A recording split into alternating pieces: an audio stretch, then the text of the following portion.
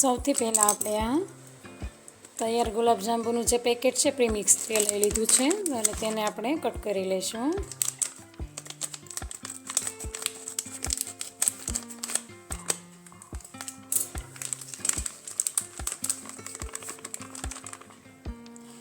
Cutting કરી અને તેનું બધું પ્રીમિક્સ આપણે આમાં ઉમેરી દેવાનું છે.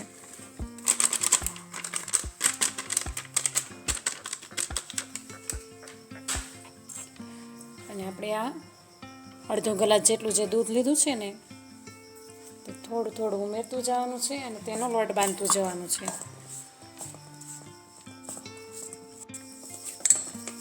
આપણો આ લોટ બંધાઈ ગયો છે.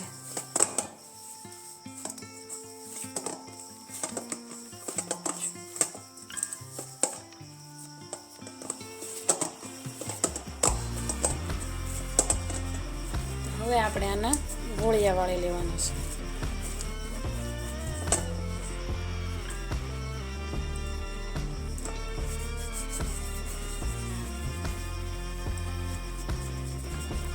તમે જેવડા ગુલાબજાંબુ રાખવા ઈચ્છતા હોય તેવડા ગોળિયા વાળી લેવાના છે.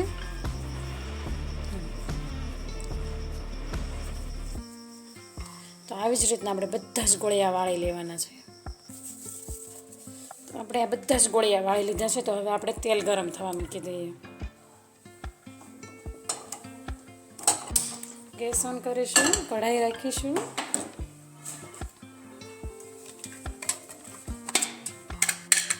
અને તેમાં જરૂર પ્રમાણે જામુન તળે તેટલું તેલ ઉમેરી દેવાનું છે.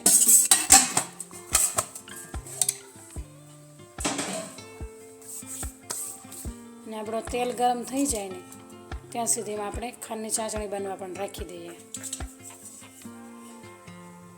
તો એક સાઈડ તેલ ગરમ થાય ને બીજી સાઈડ ખાંડની ચાસણી બનાવી નાખીએ.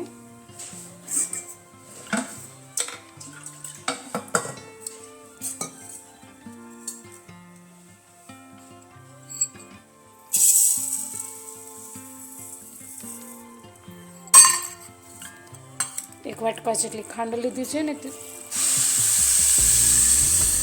ખાંડ ડૂબે ને તેનાથી થોડું વધારે પાણી નાખવાનું છે.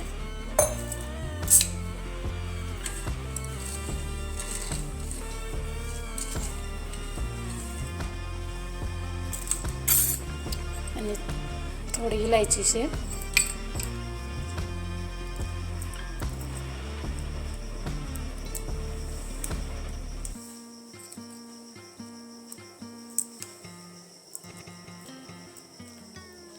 બે એલચી નાખી દીધી છે.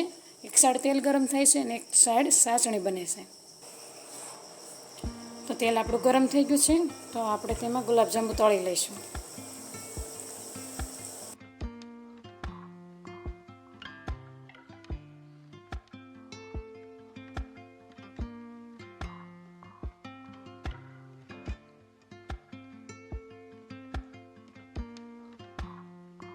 થઈ ગઈ છે. તો હવે આપણે આ ચાસણીની છે ને એક તારની ચાસણી બને ત્યાં સુધી નથી થવા દેવાની. તેનાથી થોડી ઓછી રાખવાની છે. તો આપણી ખાંડની ચાસણી બનીને રેડી થઈ ગઈ છે. તો હવે આપણે ગેસ બંધ કરી દઈશું. આપણે આ ગુલાબજાંબુ તળાઈ ગયા છે બધે. તો આપણે બધે જ ગુલાબજાંબુ કાઢી લેવાના છે.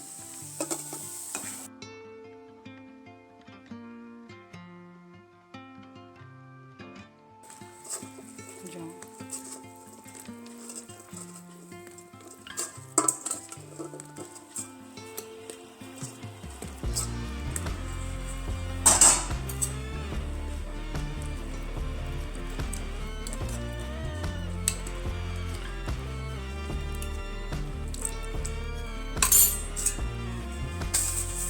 આને ઢાંકીને પડ્યા રહેવા દઈશું 1 કલાક સુધી.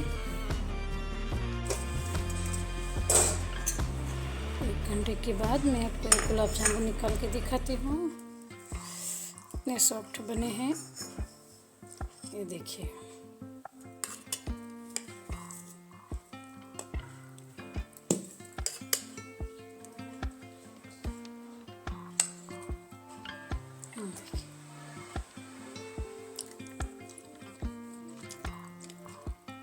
बहुत अच्छे बने हैं.